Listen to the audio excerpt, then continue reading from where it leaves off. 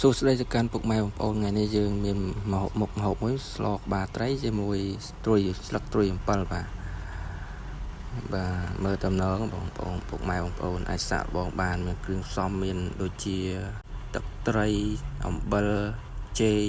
ស្ករសឡូលក្រីរំដេងម្សៅស៊ុបត្រីអមត្រួយអំពិលបាទពុកម៉ែបងប្អូនអាចសាកល្បងបានហើយយើងទឹកពុះហើយយើងចាប់ដើមដាក់គល់ក្រីបាទគល់ក្រីម្ទេសអីដាក់ទឹកត្រីចូលដាក់អំបិលដាក់ប៊ីចេងដាក់ស្ករដាក់សៅស៊ុបមកយើងបង់គ្រឿងទាំងអស់ហ្នឹងណា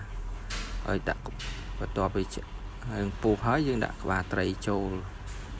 បាទក្បាលត្រីចូលហើយបង្ងាស់វាទុកវា5នាទីបាទចំណងចំណូលចិត្តពុកម៉ែបងប្អូនបើសិនជាត្រីច្រើនពុកម៉ែបងប្អូនអាចដាក់ទៅតាមនាទីហ្នឹងទៅបាទអាចទៅ5 8 10នាទីតាមពុកម៉ែបងប្អូនឥឡូវយើងបិទវិញតពី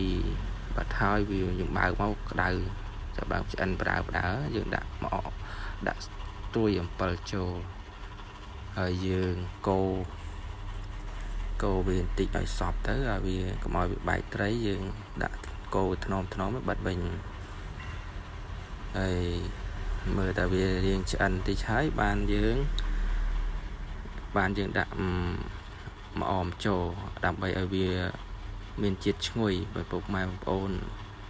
មិនចូលចិត្តម្អមអាចមិនដាក់ម្អមក៏បានដែរតាមតម្រូងបងម៉ែបងប្អូនអាចតាមតំណើការពុកម៉ែបងប្អូនបាទចំណូលឆ្ងាញ់ឈ្ងុយមកបងជាតិមកបាទជាតិឥឡូវយើងចាប់តាមបិទគះបដៃបាទ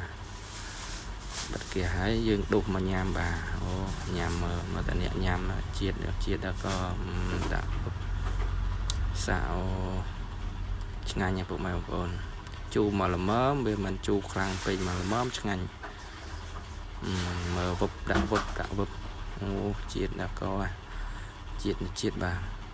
ជាតិបាទឆ្ងាញ់ណាស់មើលមាត់អ្នកញ៉ាំដល់ក៏ឆ្ងាញ់ជួបគ្នានៅវីដេអូក្រោយបងអរគុណពុកម៉ែបងប្អូនជិតលា